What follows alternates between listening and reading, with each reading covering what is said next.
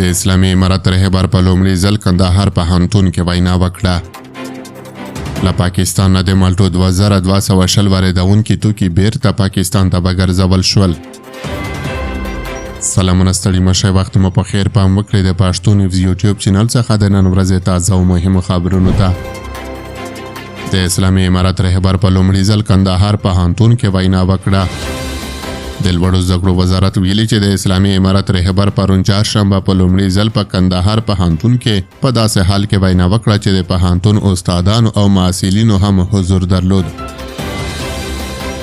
د وزارت ویان ضیاء الله هاشمي له لوري په خپره شوې اعلامیه کې راغلي شیخ هیبت الله اخوندزاده په خپلو خبرو کې د دیني او عصري زده کړو پر اهمیت ټینګار کړی او له محصلینو یې غوښتي چې د زده کړو له لارې هیواد د نورو هیوادونو سیال وګرځوي. د اسلامي امارت مشر هم دغه راز ویلي چې د پوهنتون او مدرسې ترمنځ وټن نشته.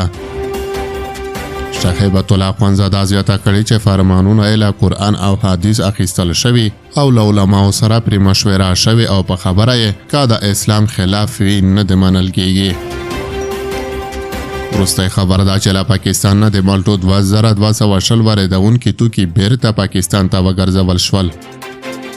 د ننګرهار د کرنې او اوبو لګولو د مالدارۍ ریاست ویان اجمل سبحاني وایي د مالټو 2220 واردونکي نیالګي چې پرون چهارشنبه د تورخم له لارې راوړل شوي وو د سیمه ییزو مسؤلانو له لوري بیرته ور وګرځول شول.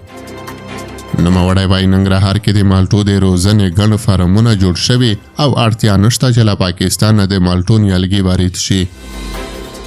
د ښاغلي صبحان په وینا د دغو نیالګیو په واردولو سره په کور دننه د مالټو روزنځایونه او بڼونه له زیانونو سره مخ کیږي.